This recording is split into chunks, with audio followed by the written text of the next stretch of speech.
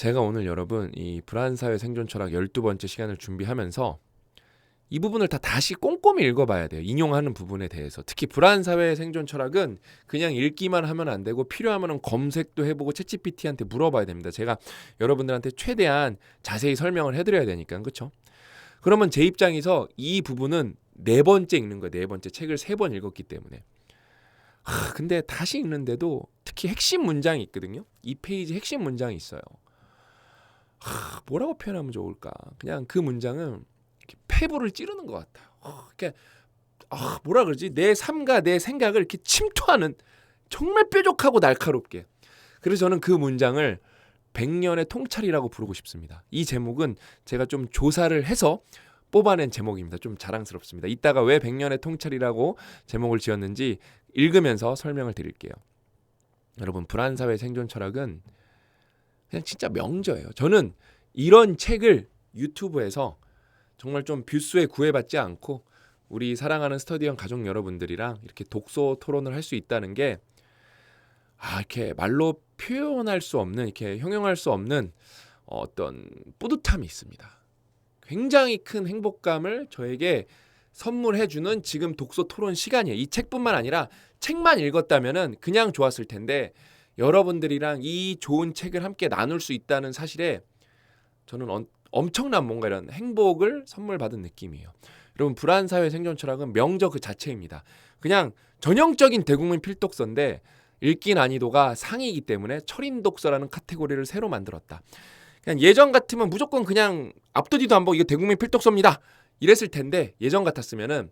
근데 이제는 이렇게 상황을 고려해서, 그러니까 왜냐면은 독서율이 이렇게 점점점 떨어지고 있고, 그러니까 뭐 다른 매체들 때문에 뭐 SNS라든지 유튜브 때문에 문해력은 더 떨어지고 있거든요.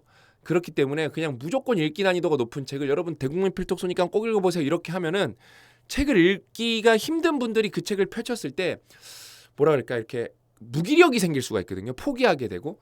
그래서 그런 거를 고려해서 앞으로 읽기 난이도가 상 이상은 철인 독서로 빼겠다. 근데 결국에는 독서의 궁극적 단계로 봤을 때 철인 독서가 우리가 추천하는 카테고리의 끝판왕이다. 읽기 난이도까지 어려우니까. 근데 여러분, 이런 책은 그냥 도전을 해보셔야 돼요. 이제 제가 차근차근 설명을 해드리는 거예요. 그러니까 우리가 마라톤도 도전해봐야겠다. 10km 달리기 도전해봐야겠다. 많은 무게를 좀 드는 것을 도전해봐야겠다. 이건 좀 명백해. 그러면서 주변 사람들도 알아. 그 도전이 쉽지 않다는 걸. 근데 어려운 책을 읽는 도전은 여러분, 그냥 이게 물리적인 거랑 정신적인 거를 이렇게 비교해보면은 정말 멀리 뛰는 거, 빨리 뛰는 거, 무거운 무게를 드는 거, 그런 거랑 똑같은 거거든요. 그래야 내가 발전을 하고 이거를 도전했을 때 심지어 실패하더라도 후회도 없고, 심지어 이건 더 좋은 게 뭐냐면은 부상도 없어요. 육체적인 도전, 물리적인 도전은 되게 힘든 도전을 하면은 리스크가 굉장히 커지거든요. 독서가 여러분 왜 안티프레질의 끝판왕이냐면은 하단이 거의 없어요. 하단은 여러분의 시간과 심지어 서점에서 읽고 도서관에서 읽으면 돈도 안 들어요. 그래서 여러분의 시간. 근데 저는 멘토링 프로젝트를 정말 많은 분들이랑 해봤잖아요. 이거를 원래 기존에 열심히 사는 분들이 멘토링 프로젝트에 참여를 많이 하시거든요. 그분들도 낭비되는 시간, 버리는 시간이 많기 때문에 그런 것까지 고려하면은 독서는 상단은 무한으로 열렸는데 하단은 사실 안 열렸어요, 아예. 그래서 여러분, 이런 책은 꼭 도전해 보셔야 됩니다. 이 책은 여러분 그냥 안에 명문장이 너무 많고 막 통찰력이 넘치는 문장, 폐부를 찌르는 문장, 촌철살인의 뼈 때리는 문장 그 자체로 멋있는 문장, 그냥 이건 보물상자입니다. 그래서 100권의 철학책을 한 권에 담았다. 우리 장폴 주아리 교수님께서. 이건 과장이 아니다. 왜? 장폴 주아리 교수님이 인용한 책들을 보면은, 철학책을 보면 100권이 넘는다. 그래서 이거는 진짜 보석 같은 책이니까 꼭 읽어보셨으면 좋겠습니다. 그다음에 여러분, 제가 자주 말씀드리잖아요. 좋은 책을 고르는 방법 중에 하나는 목차를 꼼꼼히 보는 거다. 목차가 예술이에요. 그러니까 저는 이 책을 3번 읽고 영상을 찍고 있기 때문에 3.x번 읽은 건데 이게 많이 생각이 나요.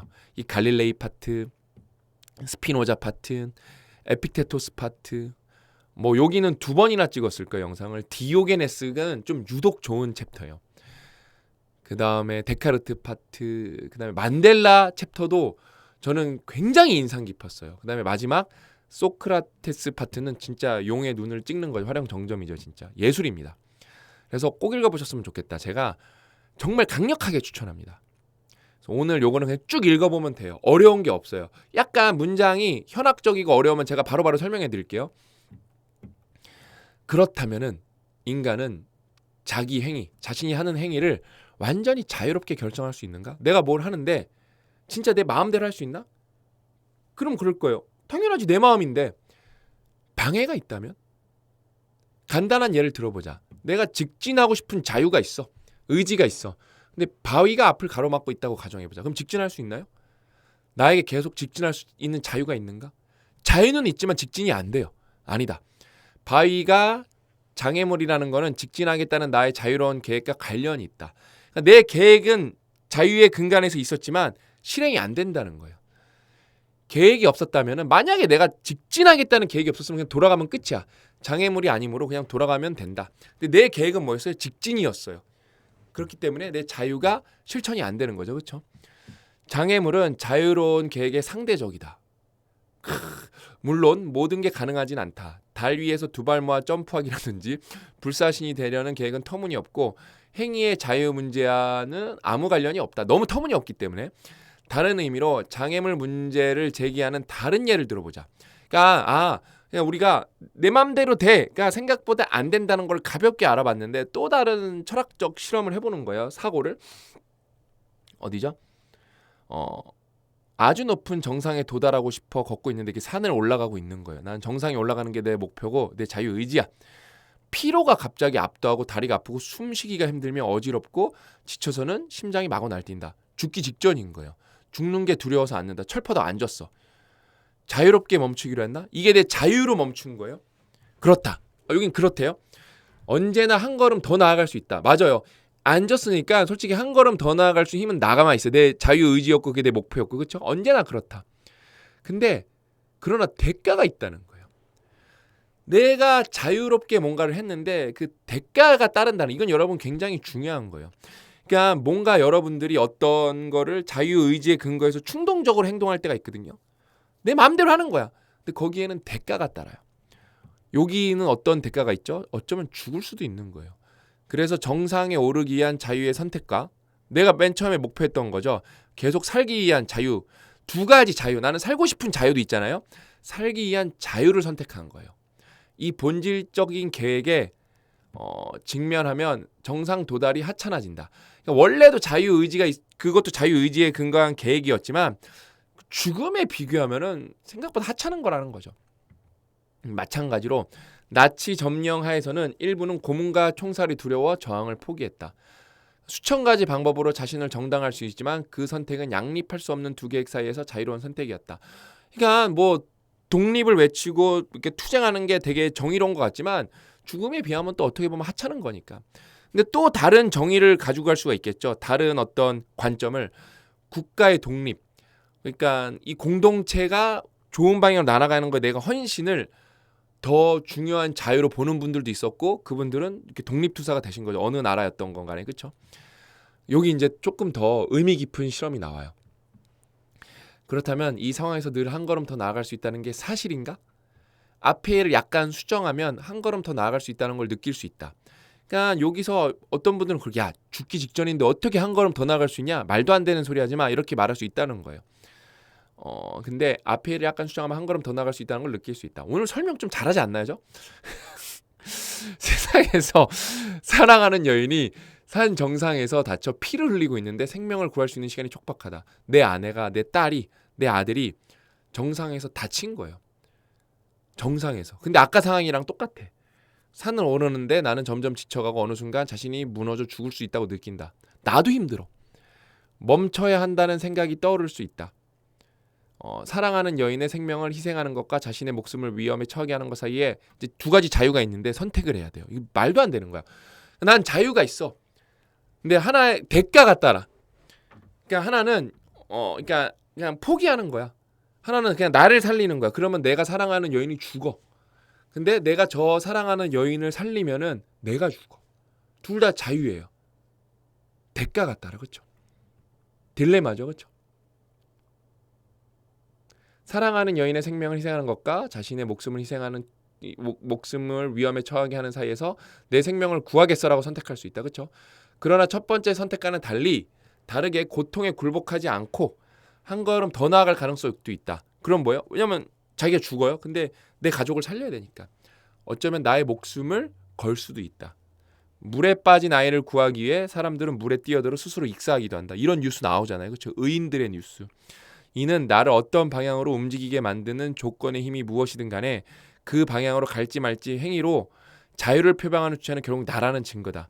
이러한 예시들을 사르트르의 이론에 확신의 힘을 보여야 한다. 그러니까 장폴 사르트르는 여러분 요 문장이 나오거든요.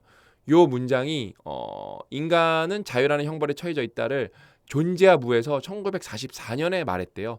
그래서 아직 뭐 100년은 안 됐는데 한 100년 되려면 18년 남았는데 거의 100년 가까워서 제가 오늘 요 문장을 100년의 통찰력이라고 말한 거예요. 이거는 제가 조사해서 찾은 겁니다. 사르트르는 나는 자유라는 형벌을 선고받았다고 선언했다. 이 문장이 제가 읽는데 이 상황을 이해하고 나니까 선택이 너무 괴롭잖아요. 그렇죠?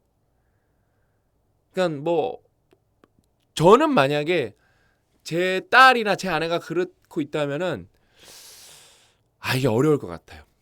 일단은 만약에 제 아내가 그렇다면은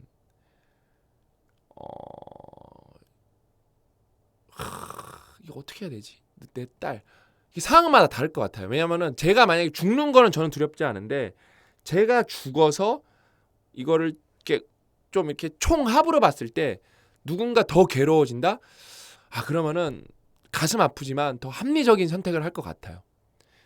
근데 그게 여러분 뭐 아닌 부모님도 있을 수 있는데 여러분 부모가 된다는 게 여기서 한 걸음 더 나아가는 거는 죽음이라는 거에 대해서 비교했을 때 되게 하찮은 이 본질적인 계획에 직면하면은 하찮아진다 그러잖아요. 여러분 부모가 된다는 건 이거에 반대예요. 얼마나 위대한 거냐면은 많은 부모님들이 저랑 똑같으실 거예요. 내가 죽어서 내 자식을 살릴 수 있다면 다 죽는다고 진짜 쉽지 않지만 그래도 다 과감하게 그 선택을 할 거예요. 그 다음에 그럼 그 정도까지는 아니야. 그러면 너무 아픈 수술이 있어. 진짜 그냥 너무 말도 안 되게 아픈 수술이 있어. 그냥 진짜 죽기 직전까지 아파. 근데 자식이 그 수술을 받아야 되는데 신이 나에게 그 고통을 너가 떠안을래? 그럼 모든 부모는 그걸 다 자기가 떠안는다. 벌써 눈물 날라 그러네. 그러니까 여러분 인생이 어려운 거예요. 그랬던 부모님이 나를 괴롭히고 있어. 가스라이팅하고 있고. 그게 인생이에요, 여러분. 그러니까 그렇게 이상적인 가족도 있어요. 부모님이 헌신적이고 나에게 사랑만 주시고 또 합리적이고 건강도 잘 챙기시고 또 사회 이타적인 그런 가족도 있어. 근데 나를 그렇게 애지중지하면서 키웠던 부모님이지만 나랑 사이가 안 좋고 어떻게 보면 나를 가장 힘들게 하는 게 내 부모님일 수도 있어요. 그러니까 인생이 어려워서 그래서 우린 이런 철학적 공부를 계속 해야 된다. 본질을 깨닫기 위해서. 그래서 여러분 나는 자유라는 형벌을 선고받았다 라고 선언했다. 이런 말은 진짜 할 수 있는 건 철학자들만 할 수 있는 것 같아요. 데카르트처럼 내 안의 행위를 자유롭게 하는 자유로운 특성이 있기 때문이 아니라 단지 의식적인 존재로 내가 의도적 행위를 수행할 능력이 있고 모든 의도적 행위는 필연적으로 자유롭기 때문이다. 따라서 우리는 애매한 상황에 맞닥뜨리게 된다. 이런 상황들 그렇죠? 인간의 절대적 자유를 인간의 본질적 특수성으로 파악했지만 사르트르는 인간이 하는 모든 행위와 자유에 대한 견해를 다른 방식으로 발전시켰고 스피노자는 인간의 생각과 행위를 포함해 모든 것이 결정론을 따른다고 설득력 있게 증명됐다. 이게 굉장히 이 챕터가 저는 인상 깊었어요. 고 대표님이랑 이거 막 토론하는데 막 깔깔거렸는데 막 내가 스피노자 따라해갖고 진짜 이 챕터가 전 인상 깊었어요.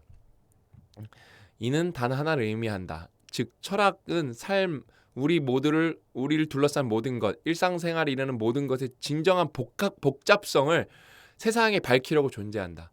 그리고 이 책은 하나의 사상이 다른 사상보다 우수하다거나 어떤 사상을 결정짓거나 반박하기 위함이 아니다. 이 책은 단 하나의 철학이 필요한 이유를 강조할 뿐이다. 그러니까 내 인생에서 내가 철학적 사고를 할 수 있죠, 여러분?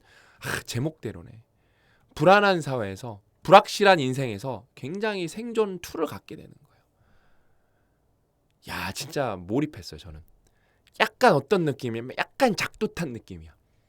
너무 몰입했고 오늘 유독 좀 설명을 잘한 것 같아요. 뭐 여러분들 듣기에 이 새끼 헛소리하고 있네 그렇게 생각할 수도 있겠지만 굉장히 만족도가 높았다. 오늘 챗GPT도 좀 찾아보고 굉장히 만족도가 높았고 여러분 제가 일단은 이거를 지금이 오늘이 11강이었나요?